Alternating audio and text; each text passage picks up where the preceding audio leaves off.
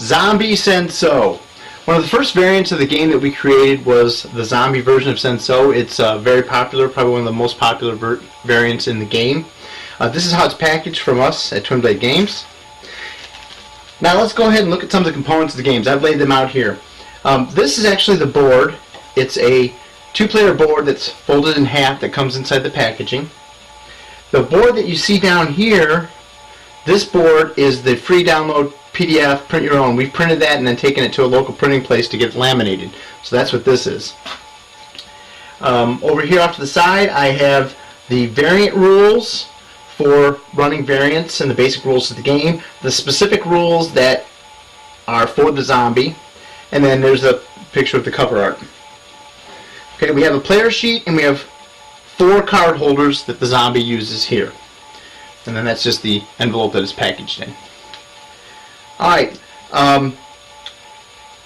the first thing you'll probably want to know is what makes the zombie unique. Now there's other components that I haven't showed you.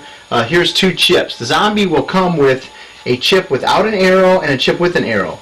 The chip with an arrow is the way that we use and control the armorang, which we'll cover in a minute. But I'm going to go ahead and place the zombie's purple chip indicating his starting location here on the board. So there's where the zombie's starting. We'll cover the purple chip with the arrow in a minute. Now if we look at the actions that are available in the game for the zombie is actually limited on the actions he can take. Here's a list of the base actions that are available to the zombie. Zombies can move, attack, and flying attack. Zombies cannot leap, and zombies cannot block. Zombies don't block. They simply just take the beating, and we'll talk about that, their substitute for block in a minute. So there's our base actions. Lay that off to the side. Now the zombie does have a couple weapon choices, and unlike most variants, the 8 inventory do not apply for the zombie. We don't make the zombie think about anything, so having to go through and pick out 8 points worth of items that is normally done by most variants, it's just too much for the zombie, so we give him 2 weapons. All the items that the zombie has, he gets for free. The 2 weapons that are available to the zombie are the Embrace of Death, which you see here. That has a katana-based pattern, pretty stable pattern. And then we have the Corpse Lunge that is also available as a weapon to start the game with.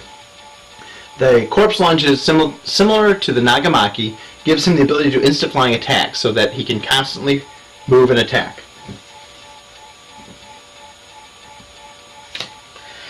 Now the zombie, the biggest thing that makes the zombie what he is his ability to block doesn't exist, but in place of a block, the zombie can take a beating. The zombie has something called Squishy Flesh, and the zombie player will take the Squishy Flesh card and they'll leave it face up in their block location for the entire game. Any player that hits the zombie will get their 5 score, but the zombie won't lose 5 score from being hit. The zombie takes -2 points from every attack that's received against him. So if a player hits the zombie for a normal 5 points damage, he'd only take 3 damage and only lose 3 score instead of the 5. Now with lots of players in the game, that can really add up, and that defense, couple things about it. First, you don't have to worry about changing your block or other players knowing what your block is. They know that you can just take a beating. So it's kind of out of sight, out of mind. And then the fact that that just continually adds up, especially if you're getting attacked multiple times in the same turn, it can really help you out as a zombie. Now the zombie doesn't get ranged weapons per se, but the zombie will, when very irritated and mad, will rip off his arm, and the zombie character will throw his arm using something called an armorang. And I'm going to show you that now, and I'll show you how it works on the board. This is the armorang card. It's similar to a shuriken. It can only travel 3 spaces, and here's essentially how it would work. The zombie player would reveal the action in the direction that it was thrown, and let's put a target ninja up here. We'll put the bright red ninja up.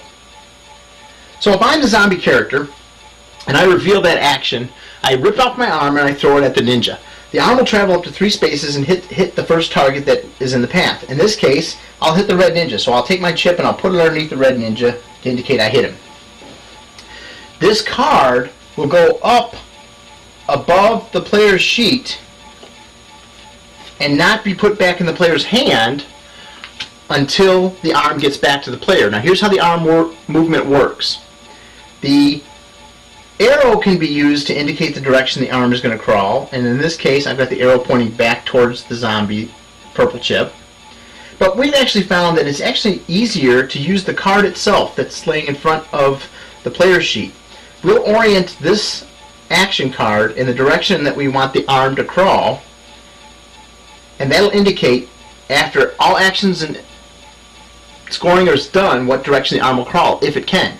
So in this example, we finish up this turn, I hit the attack. The next turn we'll go ahead and reveal actions, resolve the scoring as normal. If this player is standing on the arm at the end of the turn, the arm can't move. The player's standing on it, he can prevent it from moving, it's not going anywhere.